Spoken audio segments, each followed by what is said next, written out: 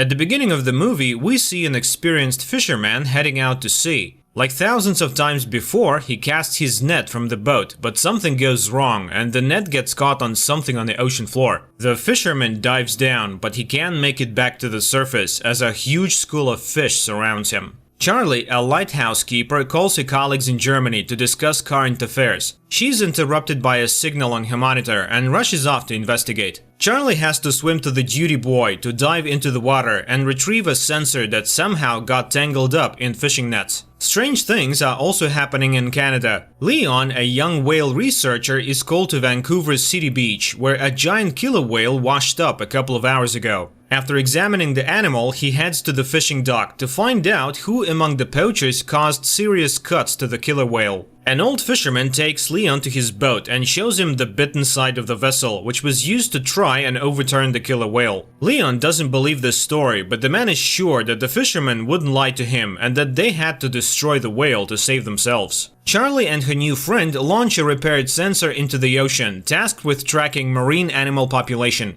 They notice methane ice fragments around the boat, which often rise to the surface, but today there are too many of them. Leon finally hears the whales and learns that they have been seen in various locations along the coast. Before heading out to sea, he calls his girlfriend Lizzie, who has already taken tourists on her boat to see killer whales in the wild. A giant whale appears next to Leon's boat. After freezing for a couple of minutes, the giant disappears underwater, but a whole pod of orcas takes its place. Lizzie takes the tourists onto the deck, and everyone watches in awe as the whales appear. The humpback giant also appears next to the ship, and the tourists are able to see it up close. The strange behavior of the whale pleases everyone except Leon, who tries to warn his friend, but is too late. The next trick of the whale hits the middle of the boat. Leon arrives at the scene of the accident and tries to save those who survived the hit, but now a pod of orcas is hunting for the tourists. Leon is unable to save Lizzie. The action shifts to a French restaurant. After gathering fresh seafood at the market, the chef plans to prepare lobsters, but one of them shoots an unknown liquid into the man's face.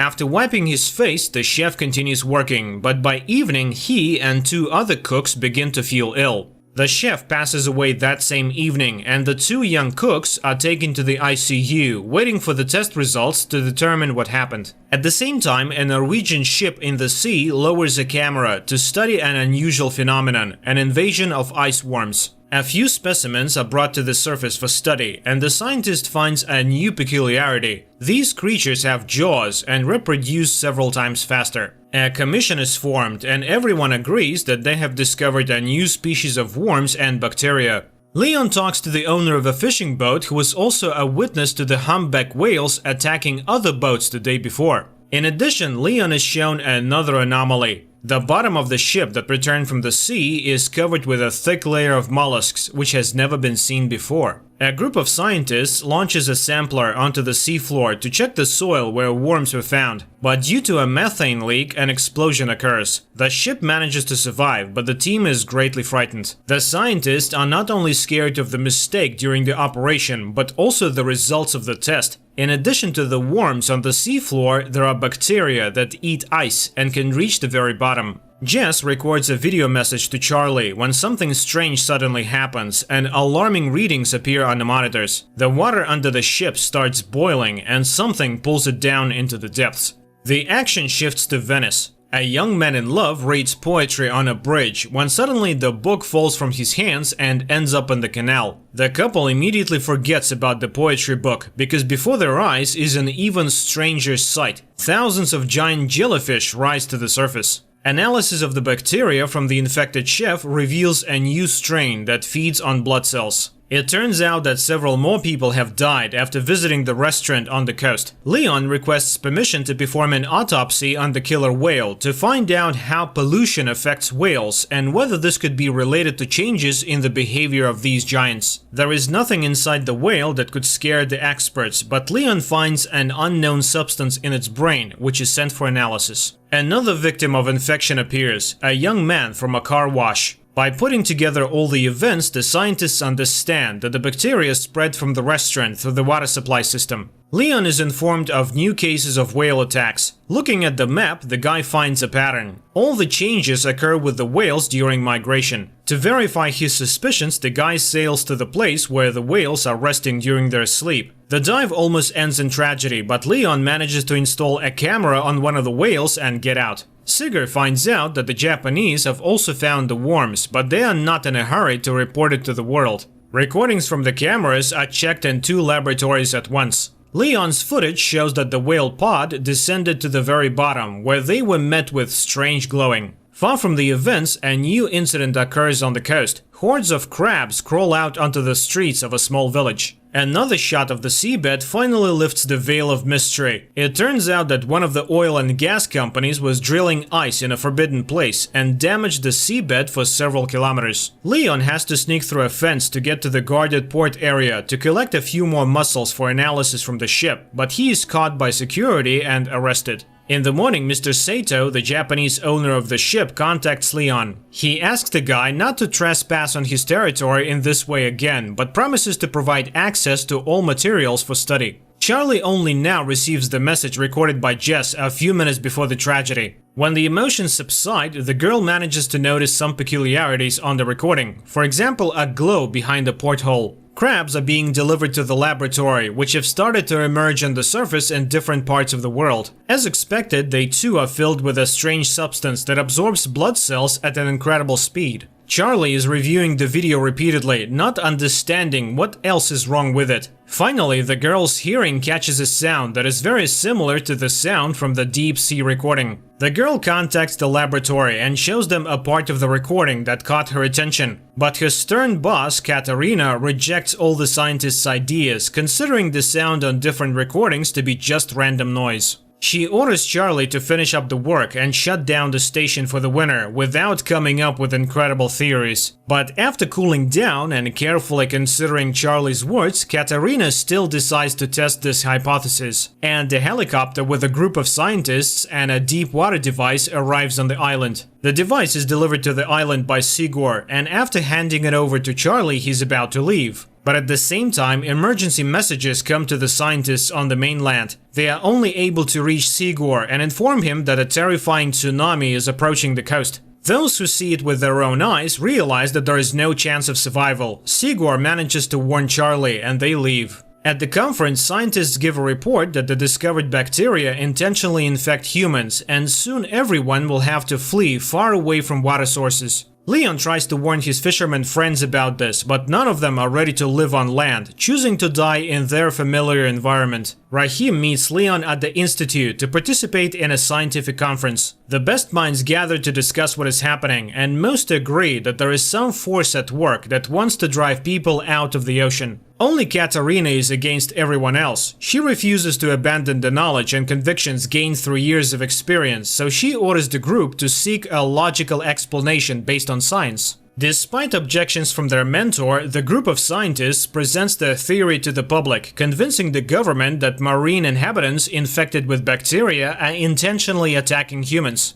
They even give the new intelligence a name, the However, such a version only elicits irony from top officials, who also suggest finding more scientific solutions to the problem than negotiating with an unknown intelligence. Astrophysicist Samantha Grove comes to the scientists' aid. Unlike politicians, she carefully studied the report and agrees that the strange sound on different recordings has all the characteristics of an unfamiliar world language. In addition, her team managed to capture the exact same signal from Antarctica. Another influential person, Japanese Mifuno, also believes in Sigur's theory and agrees to finance his venture, hoping it will help to save the world. Sigur assembles the team and informs them of the start of the mission. He suggests everyone think carefully and assess the risks, and those willing to go all the way will be waiting for an expedition to the Arctic in 48 hours. The scientists go home to say goodbye to their loved ones and warn them of their departure. The relatives of many try to persuade them to stay, but everyone understands that this is their last chance to fix something. According to scientists' calculations, the largest accumulation of intelligent bacteria is located in one of the valleys in Antarctica, where they could have lived for millions of years prior. The company is preparing to establish contact, and everyone is playing their role while giving interviews to a young journalist.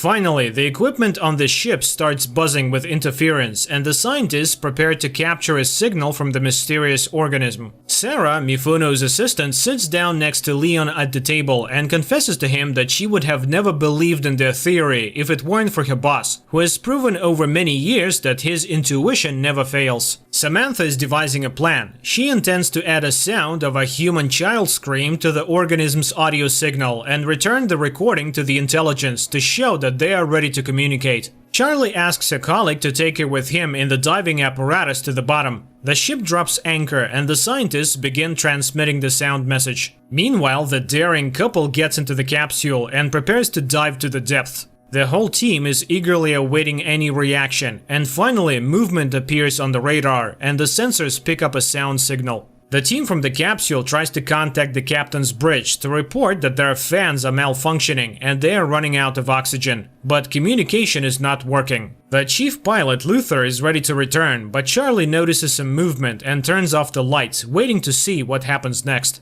On the ship, they also notice something approaching. Sigur insists that the captain recall the submarine, but they can't reach the group. Luther doesn't want to risk anymore, and he lifts the boat. On the ship, a hatch opens to receive the capsule into a special compartment. Charlie notices a strange glow appearing around them at that moment, but she doesn't tell anyone about it. Meanwhile, Samantha reports that they have managed to establish contact. The sound signal has returned, and the child's cry has been altered as a sign that the bacteria understood the message from humans. Dr. Chase is looking for a way to cure those who have already been infected by the bacteria. Luther tells the journalist that he saw nothing at the depth, and everything Charlie saw was probably a figment of her imagination, just like the whole idea of intelligence. Nevertheless, Samantha tries to decipher the messages to assemble them into a response signal that the intelligence will understand. While staying in the compartment with the capsule, the journalist notices a glow in the pool. The lights on the ship go out and interference begins. When everything is restored, the captain sees the journalist's body fallen on the monitor. Chase tries to save the girl, and on her lips she notices a liquid resembling cerebrospinal fluid.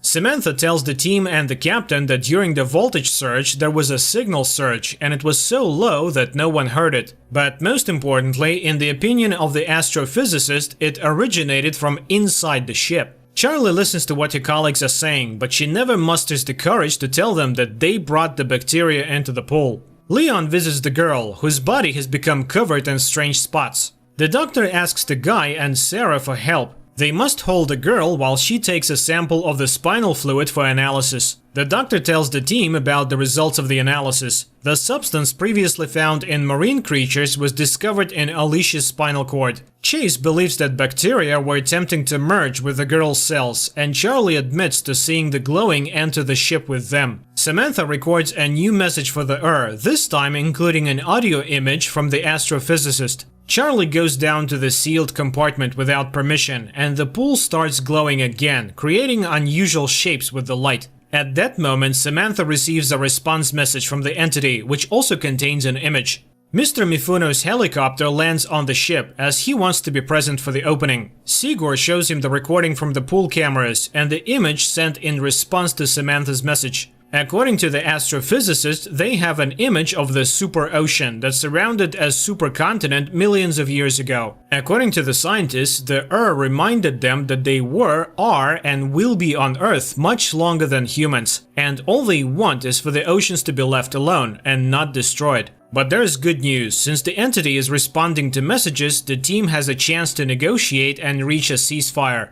In the meantime, Chase devises a drug that can destroy bacteria that consume blood cells. This news creates disagreement within the team. Mifuno plans to test the substance in the pool, and if it works, completely destroy the Sigur disagrees with this, at least until they confirm that they cannot negotiate with the Chase tries to take the middle ground and suggests trying the drug in the pool, but not rushing to launch it into the open ocean. Everyone gathers to watch the experiment. Chase launches the drug into the water, which immediately begins to rise, emitting a terrible scream that shatters the glass. The captain is informed that nothing is working on the ship, and they are simply drifting in the waters of Antarctica, but worse, the ship is surrounded by icebergs. The vessel collides with an iceberg, but unexpectedly a blue glow takes it somewhere else. The captain orders the engines to be started to break free from the control of the air. He also doesn't understand why they don't pour all the drug they have on board into the water. But Sigur tries to explain to the captain that everything that happened now is the price for his thoughtless experiment in the pool, and no one in the world will manufacture enough of the substance to destroy Ur worldwide. The only way out is to make a truce. While the team is deciding how to negotiate with the Ur, the entity traps the ship between the icebergs. Charlie hurries to the capsule to descend and deliver Luther's body to Ur as a sign of complete obedience. Once at depth, Charlie changes her plan. She injects leukocytes into her heart that can merge with Ur and opens the capsule door. The body falls under the control of Ur, and the icebergs release the ship, while billions of lights envelop the girl underwater. Later, Charlie brings the ship to a deserted island. It opens its eyes and looks at the sky with glowing blue eyes. The series ends here. Please write in the comments what you think about this series.